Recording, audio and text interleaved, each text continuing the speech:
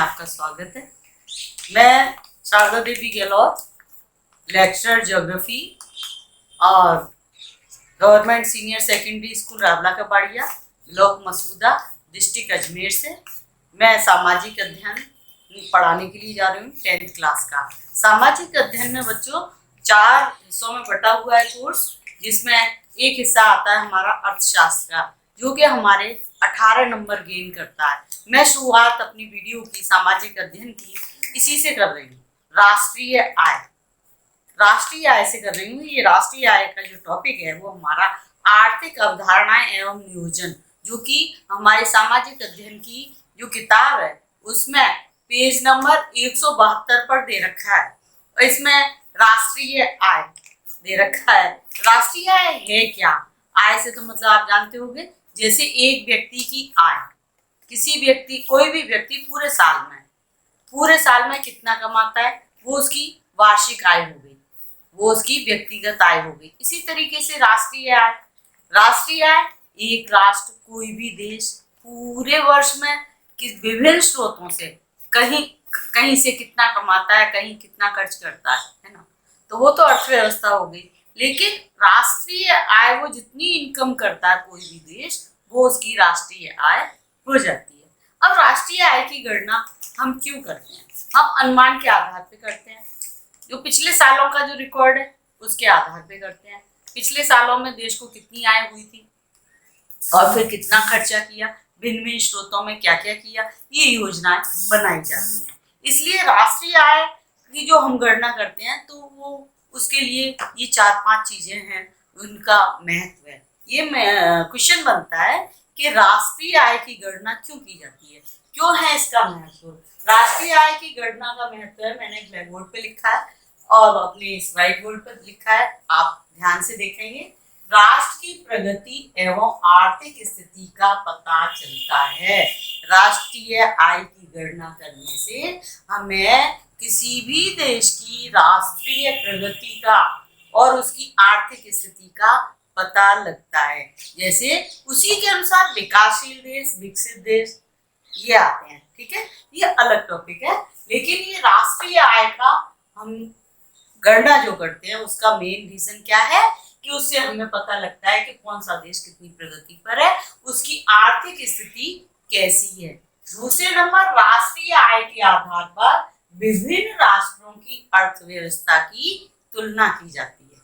यानी कि राष्ट्रीय आय कितनी हो रही है, उसके हिसाब से ये पता लगाया जाता है कि कौन सा राष्ट्र प्रगति पर है, कौन सा राष्ट्र प्रगति नहीं कर पा रहा है, कि कौन सा राष्ट्र की आय कम है और खर्चा अधिक है, कौन सा राष्ट्र गरीब है, कौन सा राष्ट्र अमीर है, कौन सा राष्ट्र कर्ज में डूबा हुआ है, कौन सा राष्ट्र कर्ज में नहीं डूबा हुआ, उसका भी हम तुलना कर लेते हैं। राष्ट्रीय आय की गणना का महत्व क्या है?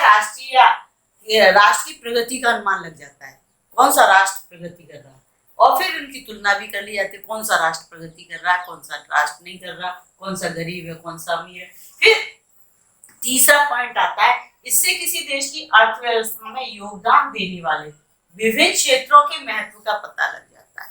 राष्ट्रीय आय की जब हम गणना करते हैं, तो गणना करने का मतलब ये नहीं है कि ओवरऑल पूरी कर ली, बल्कि ये कि कौन सा क्षेत्र है। जैसे सेंट्रल गवर्नमेंट यानी केंद्र सरकार, राज्य सरकार, आपने नाम सुना होगा, तो केंद्र सरकार के पास तो सारी यानी पूरे देश की अर्थव्यवस्था, केंद्र सरकार, राज्य सरकार की जो इनकम है वो पूरी जुड़ जाती है ना, तो वो राष्ट्रीय आय हो जाती है पूरी जुड़ करके।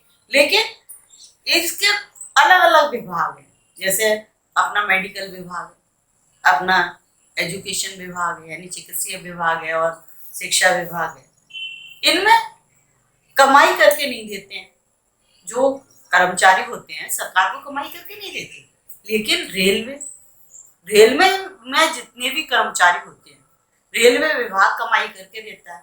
रेलवे विभाग की जितनी इनकम होती है, जितना भी किराया वगैरह वो इकट्ठा करते हैं, जितना भी खर्चा निकाल लेते हैं सब कर्मचारियों को तनख्वाह देने के बाद में, जो पैसा बचता है वो केंद्र सरकार यानी कि सरकार देश की वो राष्ट्रीय आय हो जाती है। तो उन महत्वों का बहुत ही अधिक महत्व बढ़ जाता है। जैसे टेलीफोन सेवा है, रेलवे है, और ना बहुत सारे हैं, सेंट्रल एक्सरसाइज वगैरह है, और ये हैं अपने इनकम टैक्स विभाग है, सेल टैक्स विभाग है। ये सारे हमारे क्या है, देश को योगदान करते हैं, देश की अर्थव्यवस्था को ऊपर लाने में, राष्ट्रीय आय को बढ़ाने में ये योगदान देते हैं। हमें महत्वपूर्ण क्षेत्रों का पता लग जाता है। ठीक है। अब चौथा है, अर्थव्यवस्था के लिए भविष्य की योजनाएं बनाई जाती है। अब सरकार के पास पैसा होगा या किसी व्यक्ति के पास पैसा हुआ तो उसी हिसाब से तो वो खर्चा कर सकेगा। ऐसे ही सरकार के पास जितना पैसा होगा उसकी गणना उसके पास है पिछले सालों की, क्या पिछले सालों में मेरी इतनी कमाई थी तो इन योजनाओं में हमें खर्च करना है। जो विभाग है जो कमा नहीं सकते, खर्च ही खर्च करते हैं, लेकिन क्या उनको तरक्की नहीं मिलनी चाहिए? तो वो कमाई इस तरीके से इनकम टैक्स वगैरह की सारी मिला करके ऐसे क्षेत्रों में दे दी जाती है। जैसे अभी चिकित्सा विभाग में फ्री में दवाइयाँ वगैरह, निःशुल्क सेवा चल रही है, निःशुल्क पाठ्य पुस्तक वगैरह चल रही है। शिक्षा विभाग में भी इस तरीके से वो सारा खर्चा वहां से आ जाता है। इस तरीके से राष्ट्रीय आय की गणना करना बहुत ही जरूरी है। इतनी बात समझ में आ गई। अब हम अपने उस टॉपिक पर आएंगे जिसमें राष्ट्रीय आय के बारे में बताया जाए। अब मैं आपको आगे राष्ट्रीय आय के बारे में बताऊंगा। ये राष्ट्रीय आय है क्या? अब मैं गणना क्यों करते हैं ये तो हमने बता दिया, लेकिन राष्ट्रीय आय है क्या हमारे सामने? ये बहुत बड़ा प्रश्न बन जाता है कि राष्ट्रीय आय क्या है। जैसे तो राष्ट्रीय आय है क्या, ये बहुत बड़ा प्रश्न बन जाता है हमारे सामने। राष्ट्रीय आय जो है, एक देश के, कोई भी देश है, कोई भी राष्ट्र है, उसके सभी साधनों द्वारा, साधनों मतलब सभी विभागों द्वारा, चाहे वो कोई सरकारी विभाग हो, सेल टैक्स का हो, इनकम टैक्स का हो, कोई सा भी विभाग हो जहां से सरकार को इनकम होती है, ठीक है, आय होती है, वो सभी साधन के रूप में, सभी साधनों द्वारा एक वर्ष में उत्पादन प्रक्रिया में योगदान के फलस्वरूप अर्जित आय का योग राष्ट्रीय आय है। अब ये 2 पॉइंट बहुत ज्यादा उसमें आते हैं कि एक वर्ष का मतलब क्या है। एक वर्ष का मतलब वित्तीय वर्ष। वो वित्तीय वर्ष क्या होता है? वो होता है 1 अप्रैल से 31 मार्च तक। वित्तीय वर्ष 31 मार्च को खत्म हो जाता है अपना, जो 31 मार्च 2020, यानी 1 अप्रैल 2019 से लेकर 31 मार्च 2020 तक का जो वर्ष था वो हमारा क्या था? वित्तीय वर्ष था। तो एक वित्तीय वर्ष में जितना उत्पादन प्रक्रिया में जो योगदान किया गया है ना, वो जो भी आय हुई उसके बाद में सरकार को, वो हमारी क्या कहलाती है? राष्ट्रीय आय कहलाती है। ठीक है। अब आता है उत्पादन। अब उत्पादन क्या है? उत्पादन का मतलब उपयोगिता का सृजन। अब ये थोड़ा सा टिपिकल सा शब्द है, उपयोगिता का सृजन प्लस मूल्य वृद्धि का सृजन। सृजन का मतलब है लागत।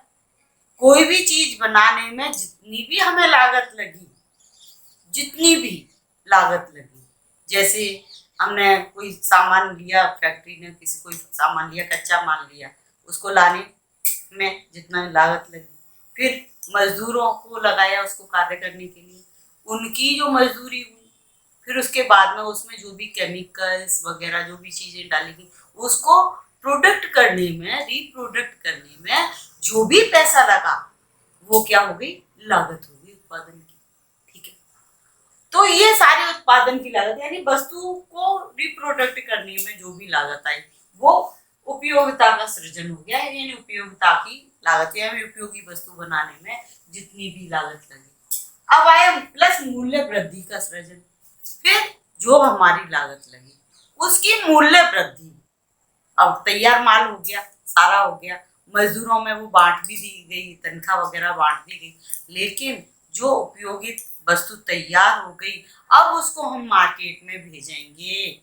अब हम किसके माध्यम से भेजेंगे? जो हमारा परिवहन है, संचार है, उसमें जो लगे हुए हमारे वर्कर्स हैं उनकी तनख्वाह है, जहां तक माल जाएगा वहां तक का जितना भी हुआ वो सारा मूल्य वृद्धि के अंतर्गत आएगा।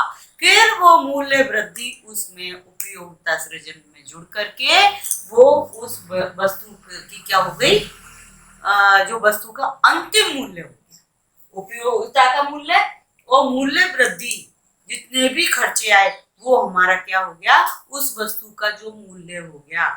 जैसे हमारे पास ये किताब आई है ना, फिर कागज फैक्ट्री से कागज आया, वहां से कागज फैक्ट्री बनी, कागज बना, कच्चे माल से तैयार हुआ, उसमें लागत लगी, फिर कागज कागज कितने में हमने खरीद लिया, अब उस कागज पे की कटिंग हुई, अब उस कागज को एक मोड़ दिया गया एक किताब बनाने का, फिर उसमें प्रिंट किया गया, फिर प्रिंटर में का कितना खर्चा आया, फिर जिसने किताब लिखी उसका कितना खर्चा आया, ये सारा मिला मिलू के वो खर्चा हो गया। फिर अब ये किताब कैसे मार्केट में आई, किस तरीके से आई, है ना, वो सारा मिल करके क्या हो गया, वस्तु की का अंतिम मूल्य हो गया। समझ गए, वो वस्तु का अंतिम मूल्य हो गया। तो अब ये देखो, देश में सभी साधन या कंपनी या विभाग अपने संयुक्त प्रयास द्वारा, संयुक्त प्रयास जैसे मैंने कागज का किताब का उदाहरण दिया, वो उसके संयुक्त प्रयास हो गए द्वारा जितने मूल्य की अंतिम वस्तुएं या सेवाएं प्रदान करते हैं, जितने भी मूल्य की, वो देश में उतने ही मूल्य की मूल्य वृद्धि का निर्माण होता है। वो क्या हो गई, देश में इतने मूल्य की मूल्य वृद्धि हुई, ये किताब इतने की पढ़ी, इसकी इतनी मूल्य वृद्धि हुई, वही मूल्य वृद्धि सभी स्वामियों में बांट दी जाती है। यानी उत्पादन लागत अलग हो गई और मूल्य वृद्धि अलग हो गई। वो मूल्य वृद्धि सरकार के, जैसे हम हिसाब लगाते हैं अपने सारे डाटाज वगैरह भरते हैं, कंपनी भरती है कितने का माल आया, इतना ये लागत लगी, इतनी मजदूरी, इतना ही होगा, सारा ब्यौरा बना बनू के दे देते हैं सरकार को। सरकार वो मूल्य वृद्धि उस कंपनी को दे देती है उसके प्रॉफिट के साथ में, और वो प्रॉफिट के हिसाब से फिर वो सारा बांट दिया जाता है। जैसे किसानों के लिए किसी भी उसका मूल्य रखती है ना गवर्नमेंट, जैसे गेहूं का, भाई गेहूं इतने में इतने रुपए कुंटल ही जाएगा, इससे ज्यादा में सरकार नहीं लेगी, क्योंकि उसका आने जाने का किराया वगैरह, बीज वगैरह कितना बोया, कितनी मेहनत लगी, वो सारा मिला के मूल्य वृद्धि वो सारी सरकार दे देती है। ठीक है, मेरे को लगता है कि आप इसमें समझ चुके होंगे। इसके बावजूद भी आपको कोई ऐसी प्रॉब्लम आती है तो मेरे को कमेंट करें और मेरे को बताएं कि आपको क्या प्रॉब्लम हो रही है इसमें और क्या चीज़ समझ में नहीं आ रही है। मैं आगे की वीडियो में आपको बता तो भी सकूं। इतना तक मेरी उम्मीद है, मुझे उम्मीद है कि आप इसको समझ चुके होंगे।